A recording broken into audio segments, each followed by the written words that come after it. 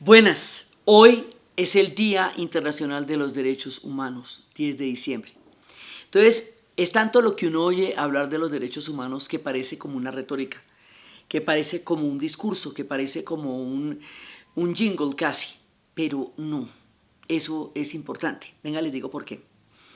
El origen de los derechos humanos es la Francia absolutista de la época de Luis XIV hasta Luis XVI, en donde todos los derechos eran del rey, incluida la vida de los seres humanos. El rey podía disponer de la vida de una persona, podía mutilar a una persona, podía hacer con todos lo que le provocara porque su voluntad era la única voluntad que se contemplaba como ley, la voluntad del rey. Entonces la gente era súbdito del rey, es decir, estaban a su servicio y bajo su sometimiento. Eso era el absolutismo monárquico. Entonces, desde ese punto de vista, pues nadie tenía derechos. Entonces dijeron, no, esto no puede ser tan inequitativo porque es que si el rey, eso no es bueno en ninguna idea, pero si además el rey no era bueno, como el caso de Luis XVI, pues peor. Entonces, todo lo que va a ser el pensamiento de la Ilustración es desarrollar una idea de la sociedad que se base en pactos, en intercambios, que se base en acuerdos y se base en que la gente tenga derechos, que pase de ser un súbdito a ser un ciudadano, es decir, una persona que puede elegir y ser elegida. Entonces empezaron a formular cuáles eran los derechos, de qué se trataba en los momentos en que se hizo la toma de la Bastilla y la Asamblea Nacional y todo eso. Y bueno, el primero y el principal es el derecho a la vida, porque de ahí para adelante se desprenden todos los demás. Si tú no eres dueño de tu propia vida, todo lo que te pase de ahí en adelante ya es una cosa que está dependiendo de otros y no de ti. Entonces, el primero, el inalienable, es el derecho a la vida, es el derecho a la gente a que viva una vida. Después empezaron a pensar qué más derechos, el derecho a la integridad física. ¿Por qué a la gente la podían mutilar cuando el rey aparecía de mal genio? Entonces, el derecho a la libertad de cultos, porque tuvieron unas reglas terribles, unas guerras espantosas por la reforma y la contrarreforma.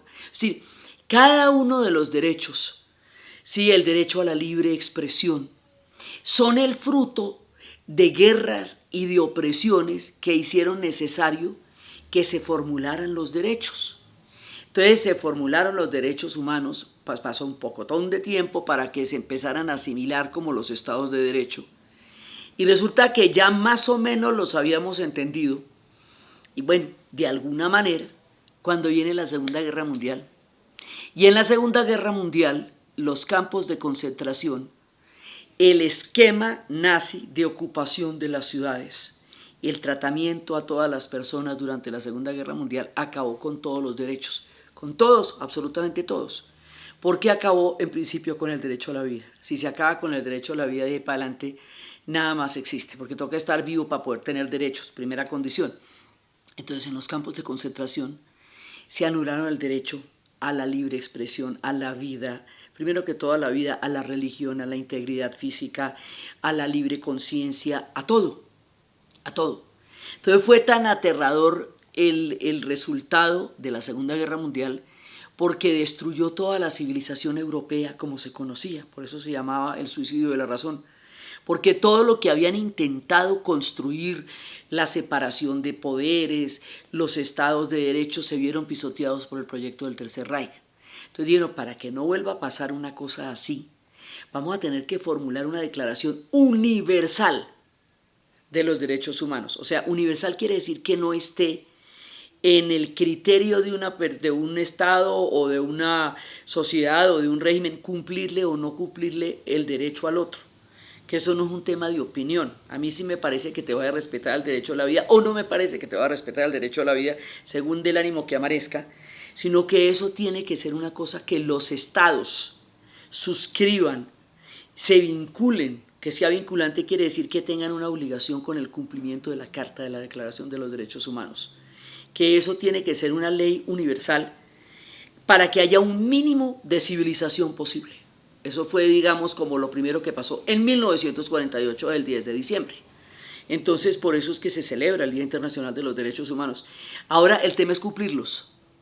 Y el tema es cumplirlos teniendo en cuenta que los derechos funcionan no solamente para ti, sino que funcionan para el otro. O sea, la misma libertad de expresión que tú tienes, de pensamiento, de religión, de credo, la tiene el otro.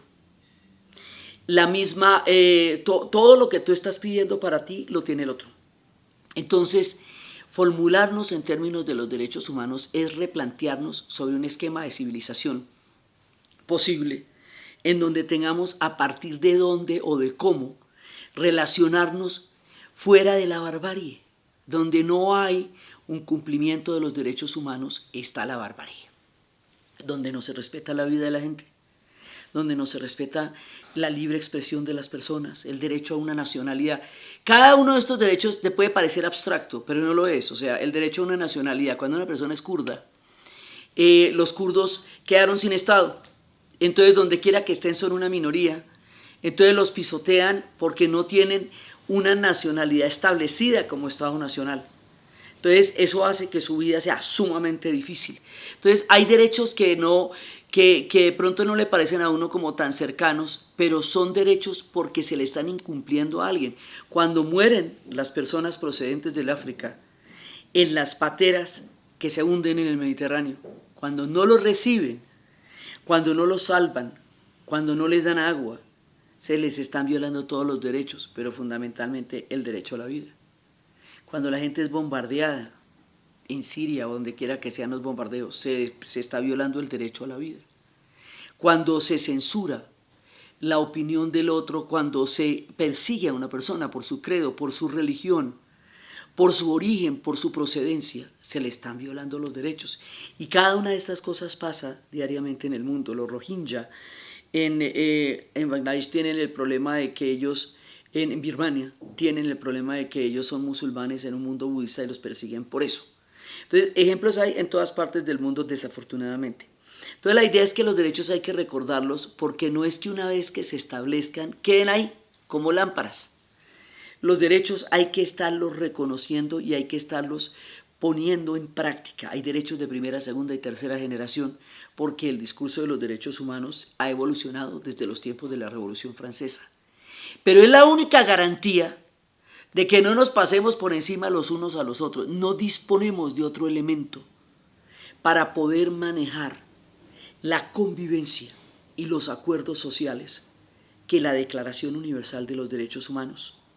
Entonces esto no es solamente una retórica, esto es la condición de libertad, de posibilidad y de existencia de todos nosotros. Por eso es importante recordarlos, por eso es importante tomárselos en serio, porque de eso depende la vida y la posibilidad de vivirla de todos en las sociedades. Hoy, en el Día Universal de la Declaración de los Derechos Humanos, hacemos esta pequeña mirada, porque bueno, esto pasaríamos por las luchas de Martin Luther King por los derechos civiles, pasaríamos por los derechos ecológicos, pasaríamos por los derechos de las mujeres, pasaríamos por los derechos culturales, a ser expresados de acuerdo con tu cultura. Son muchos y son más ahora, afortunadamente, y cada vez que reconocemos más un derecho, entramos más en esta posibilidad de una convivencia como sociedad. Eso era lo que quería contarles hoy, que es el Día Universal de la Declaración de los Derechos Humanos.